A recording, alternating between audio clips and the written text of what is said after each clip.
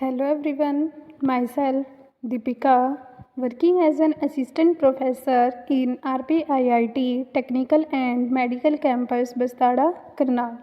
Today we are going to discuss about atomic absorption spectroscopy. So first of all we discuss about its introduction. Atomic absorption spectroscopy is a very common technique for detecting metal and metalloids in sample. So atomic absorption spectroscopy में हम mainly क्या करते हैं, किसी भी sample में अगर हमारे मेटल्स एंड मेटलॉइड्स प्रेजेंट होते हैं तो उनकी डिटेक्शन के लिए जो स्पेक्ट्रोस्कोपी यूज़ होती है वो होती है atomic absorption spectroscopy. It is very reliable and simple to use. It also measures the concentration of metals in the sample. Atomic absorption spectroscopy is an analytical technique that measures the concentration of an element by measuring the amount of light that is absorbed at a characteristic wavelength when it passes through a cloud of atoms.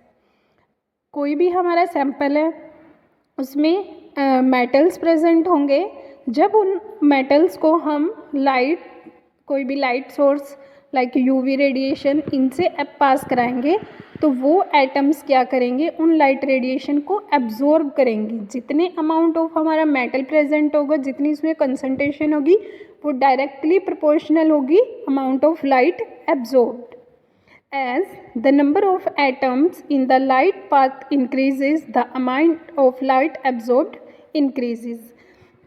Because जो concentration है वो directly proportional है light absorbance के, तो जितनी ज़्यादा हमारी light absorb होएगी उतनी ही ज़्यादा कंसंट्रेशन में मेटल्स प्रेजेंट होंगे. Principal.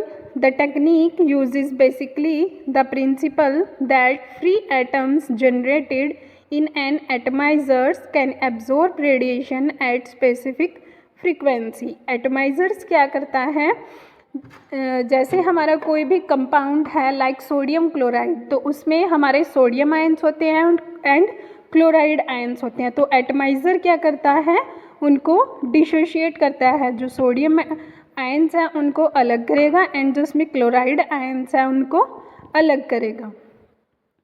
Atomic absorption spectroscopy quantifies the absorption of ground state atoms in the gaseous state. The amount of absorbed UV or visible light and make transition to higher electronic energy level. The analyte concentration is determined from the amount of absorption. जब भी हम किसी भी sample से कोई भी जो atoms का हमारा सैंपल होगा, जब हम उससे यूवी रेडिएशन पास कराएंगे तो उसके जो इलेक्ट्रॉन्स होंगे वो ग्राउंड स्टेट से हमारी एक्साइटेड स्टेट में जाएंगे. तो जो एनालाइट की हमारी कंसंट्रेशन है उसको हम डिटरमाइन कर लेंगे by the amount of absorption. Concentration measurements are usually determined from a working curve after the instrument with standards of known concentration. Instrumentation include radiation source, nebulization of liquid samples, atomizers, monochromators and detectors. So it's all about the introduction of atomic absorption spectroscopy. Thank you. Have a nice day.